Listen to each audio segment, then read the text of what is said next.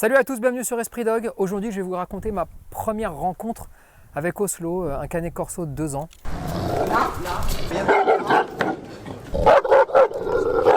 Et comme d'hab, je vous le fais à chaud afin que vous ayez réellement, vous êtes dans ma tête là.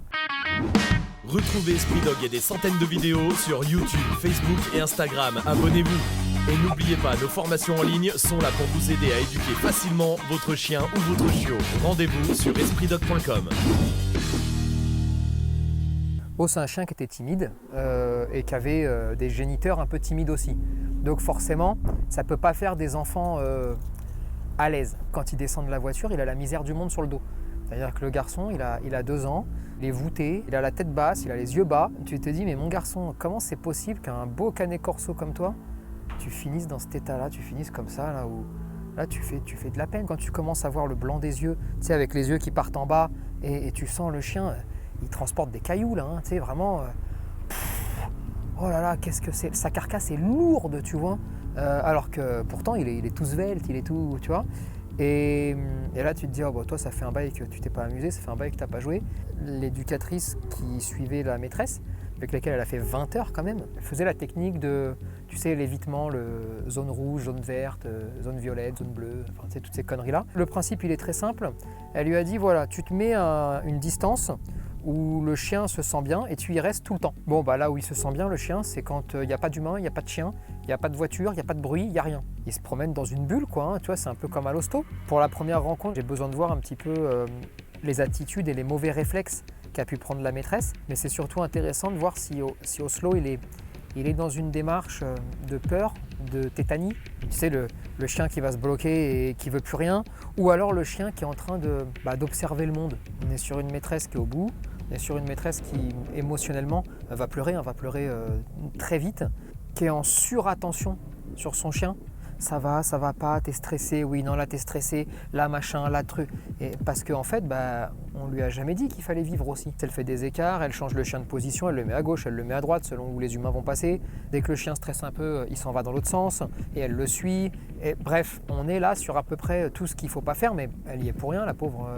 Elle subit son truc, tu vois. Je dois bien reconnaître que c'est pénible.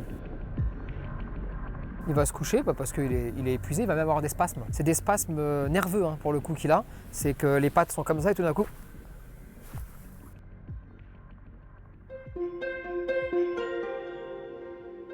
Bon bah là, qu'est-ce qui se passe? Là, il est perturbé, le chien. Niveau sensoriel, c'est ouf hein, ce qu'il est en train de vivre. Mais il s'accroche pour pas perdre le fil. Il reste concentré, il s'accroche, il perçoit les choses. Et on va pouvoir comme ça même aller directement en statique et aller prendre un petit café. Et franchement, c'est plutôt pas mal hein, ce que fait le chien. Alors, on est sur un chien qui n'a pas envie de faire de mal, mais qui pourrait en faire. Et je pense pas que ce chien ait envie de faire du mal. Simplement, il sait pas. Je décide d'aller au marché parce que tout se passe bien et parce que j'ai envie de lui mettre une vraie décharge sensorielle pour le mettre en zone rouge fluo, comme ils disent. Et le problème, c'est que quand tu le mets en zone rouge, le chien va te proposer différentes actions. Alors, soit il disjoncte, et dans ces cas-là, il faut s'extraire parce que c'est peut-être beaucoup trop. Ou alors il s'accroche et il cherche à comprendre. Et surtout, pourquoi je l'amène au marché?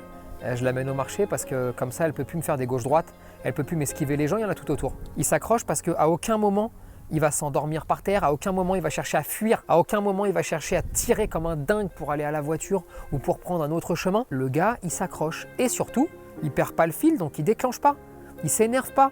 Mais le marché, c'est la meilleure occasion pour moi pour montrer à la maîtresse que s'esquiver, fuir, détourner, contourner, c'est pas la bonne méthode là. Donc après le marché, je vais choisir d'aller en terrasse parce qu'il y a quelques petits trucs un peu durs à dire à la maîtresse et j'ai envie de lui porter le coup de grâce en 1 heure. En gros, j'ai envie que dans l'heure, cette dame ait vu plus qu'en 24 mois. Donc on va aller prendre un petit café, elle va se poser, puis il va y avoir un chien en face et elle va dire attention le chien. Mais en fait rien, le chien va jamais rien faire, jamais bouger. C'est là le moment où moi je vais choisir de planter les pics hein, et d'y aller et de commencer à lui expliquer un petit peu tout ce qu'elle a fait de mal et surtout tout ce qu'on lui a raconté de mal. Et là à ce moment-là elle va craquer. Elle va craquer parce que quand tu apportes à quelqu'un des explications cohérentes mais qu'en même temps tu lui montres par A plus B que la vie qu'elle a n'est pas la vie qu'elle devrait avoir et le tout en 1 heure, tu peux pas Tu peux pas rester insensible à ça. On n'est pas sur un chien qui est pas difficile parce qu'on est sur un chien qui peut tout à fait faire des dégâts. Et s'il se sent acculé, il fera des dégâts. Il faut faire attention de ne pas se faire piéger en fait. Il ne faut pas aller trop vite. Il faut bien analyser les choses pour l'amener pas à pas parce qu'on est sur un petit sensible en fait. On est sur un canet corso qui est encore un bébé dans sa tête. Si tu vas trop vite, tu le perds. Si tu vas pas assez, tu le récupères pas. Je le sens à la limite entre le chien qui peut retrouver une vie et le chien qui la retrouvera plus jamais.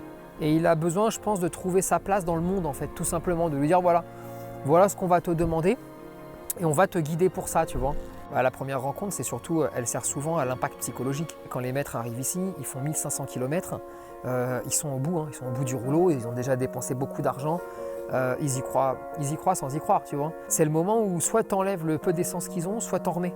Le Titi, il y a un peu de taf, on va pas se mentir, il peut être dangereux, il aura des moments plus durs que d'autres durant cette semaine, mais j'ai un vrai travail à faire sur la maîtresse pour qu'elle arrive à transformer l'amour qu'elle a pour ce chien en quelque chose de constructif. En tout cas, lui, il va avancer et je suis persuadé que ça va se régler et que ils seront heureux. Et évidemment, on vous fera suivre ça dans un chien incompris qui va lui être réservé. On compte sur vous pour partager cette vidéo, réagir en commentaire et vous abonner à la page Facebook, Instagram et YouTube. Et n'oubliez pas que nos formations en ligne sont là pour vous aider à éduquer votre chien et votre chiot. Dispo sur espritdog.com.